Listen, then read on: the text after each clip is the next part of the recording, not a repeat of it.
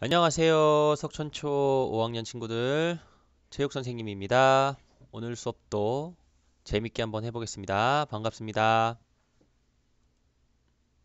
자, 오늘 배우는 내용은 운동으로 기르는 건강 체력 네 번째 시간인데요. 근력과 지구력에 대해서 알아볼 수 있도록 하겠습니다. 자, 매번 영상을 보기 전에 항상 얘기하는 중요한 내용 있죠? 이제는 뭐 여러분들이 다 머릿속에 기억할 것 같은데요. 어, 한번 살펴보시고요. 이 수업 영상은 선생님이 직접 만든 것이기 때문에 여러분들이 이런 행동을 했을 경우에는 저작권법을 어길 수 있다는 것 항상 명심하시기 바랍니다. 자, 그럼 우리 먼저 근력이란 무엇인가에 대해서 한번 알아보도록 하겠습니다. 근력. 자, 단어를 보면 알겠지만 이 근자는 근육이고요. 력자는 힘력. 그래서 힘을 이야기합니다. 즉, 그래서 단어 그대로 해석하면 근육의 힘이에요. 근육의 힘. 자, 그림을 살펴보세요. 같은 사람이에요. 얼굴 보니까 똑같죠? 네, 같은 사람인데 왼쪽에서 오른쪽으로 가면 갈수록 근육이 커졌네요. 그죠? 그래서 근육이 커졌는데 근육이 커진 만큼 달라진 게 뭐가 있어요? 네, 그래요. 사람의 표정이 달라졌죠. 일단 표정이 달라진 것도 있지만 다른 걸 좀 살펴보면 이 사람이 지금 왼손으로 들고 있는 덤벨 아령의 크기가 달라요. 그죠? 딱 봐도 왼쪽부터 오른쪽으로 갈수록 점점점 무거운 것 같아요. 근데 이 사람은 이 무거운 걸 들 수 있게 된 겁니다. 자, 그래서 요걸 보면 우리가 알 수 있듯이 근력이란 자, 우리 근육이 한 번에 발휘할 수 있는 최대의 힘을 이야기합니다. 제일 왼쪽에 있는 사람은 저 작은 덤벨 하나만 들 수 있을 정도의 힘을 발휘할 수 있었어요. 그죠? 그런데 제일 오른쪽에 있는 사람은 저 큰 역기, 저 큰 덤벨을 들 수 있습니다. 저 무거운 덤벨을 들 수 있죠. 그래서 왼쪽 사람에서 오른쪽 사람으로 갈수록 근육이 한 번에 발휘할 수 있는 최대의 힘, 즉 근력이 강해졌다고 볼 수 있어요. 그렇죠?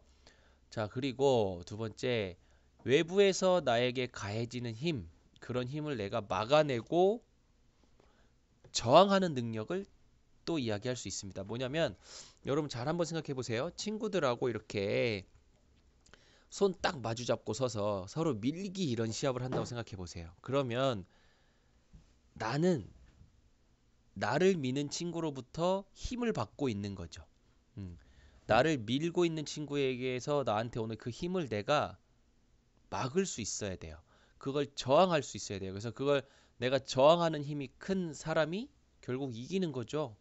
그러면 내가 더 저항을 잘하고 오히려 내가 또 반대로 힘을 상대에게 쓸 수 있기 때문에 근력이 강한 사람이 그런 게임을 하면 이길 수 있는 거예요.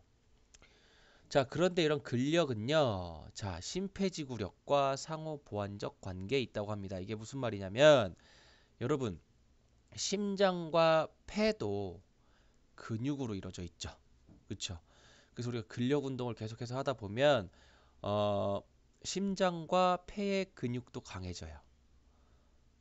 그리고 내가 이런 근육 운동을 계속해서 하다 보면 근력이 좋아지면서 그 근력을 유지하기 위한 심장과 폐의 능력이 좋아져요. 그래서 여러분들이 근력을 키우다 보면 이 심폐지구력도 같이 한번 키울 수 있습니다.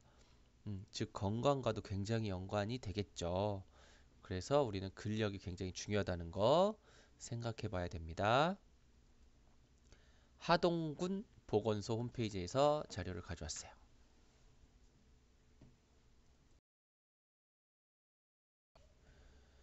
자, 그럼 근력에 이어서 다음 근지구력이 한번 알아볼 건데요. 근지구력에 대해서 알아볼 건데, 여러분 지구력이 뭐였죠? 오랫동안 지속할 수 있는 능력이라고 했어요. 그죠? 심폐지구력에서 배웠죠. 심장과 폐가 오랫동안 할 수 있는 일을 할 수 있는 그런 능력을 지구력이라고 했는데, 자, 그럼 근지구력은 이제 여러분 알 수 있을 것 같아요. 그죠? 근육이 오랫동안 일을 할 수 있는 능력이 아닐까 이렇게 생각을 할 수 있습니다. 자, 그렇게 생각하면서 이 선수를 한번 보세요. 이 선수는 이상화 선수죠. 이상화 선수. 우리나라 스피드 스케이팅의 여자 황제라고 얘기할 수 있을 정도로 굉장히 실력을 갖추고 있는 선수예요. 물론 지금은 이제 연예인 그 강남이라는 사람 있죠. 그 강남이라는 사람과 결혼을 하면서 이제 스피드 스케이팅 선수로는 은퇴를 했지만 이 선수가 사실은 굉장히 대단한 선수였어요. 2018년 우리나라 평창에서 있었던 올림픽, 동계올림픽 스피드 스케이팅 500m에서 은메달을 차지했고요. 그리고 그 전에 밴쿠버 올림픽이었나요? 소치 올림픽이었나요? 선생님 좀 헷갈리는데 아무튼 그 전에 있었던 올림픽에서는 금메달을 차지하기도 했고요. 세계 랭킹 1위와 2위를 계속해서 지켰던 그런 선수예요. 그런데 이 선수가 경기하는 장면을 여러분들이 혹시 본 사람이 있는지 모르겠지만 경기하는 장면을 보면요. 출발을 해서 100m 지나고 200m 지나고 이 지점까지는 다른 선수들에 비해서 조금 느려요. 아주 약간 느려요. 그런데 어떻게 가서 정말 마지막 500m 지점을 지날 때는 1등이나 2등으로 올라설 수 있냐면 300m 지점을 지날 때, 그리고 400m 지점을 지날 때, 그리고 마지막 500m 지점을 지나는 때를 보면 속도가 전혀 줄지 않아요. 이 선수가 다른 선수들에 비해서 막판 스퍼트 능력이 굉장히 좋습니다. 그래서 그렇게 스퍼트 능력이 좋은 이유를 분석을 해봤더니 그 우리나라 스포츠 과학 연구소에서 분석을 해봤더니 우리나라에 또 그 남자 스피드 스케이팅 선수 유명한 선수 있어요. 모태범 선수라고. 이 모태범 선수는 분명히 남자인데 이 남자 선수와 이 이상화 선수를 비교해 보니까 근력은 모태범 선수가 훨씬 더 강하다고 해요. 그런데 근지구력은 이상화 선수가 훨씬 더 강했다고 합니다. 오히려 모태범 선수보다 강했대요. 그래서 그 상황을 놓고 보면 이 이상화 선수는 근육이 오랫동안 할 수 있는 일을 더 큰 능력을 갖고 있기 때문에 끝까지 이 선수의 근육은 힘을 발휘하는 거죠. 그러니까 마지막까지 스퍼트를 할 수 있게 되는 거예요. 자, 그래서 이 근지구력이란 건 뭐냐면, 자, 내가 계속 반복적으로 근육을 수축하고 이완시킬 수 있는 능력이에요. 근육을 늘렸다가 줄였다가 줄였다가 늘렸다가 이런 운동을 계속해서 하는데 그것을 내가 반복해서 할 수 있는 능력을 근지구력이라고 해요. 그럼 이상화 선수 여러분 보면 알겠지만 허리를 숙인 채 팔을 앞뒤로 저으면서 다리를 점점 계속해서 달리게 하듯이 이 다리가 앞뒤로 계속해서 나와야 되죠.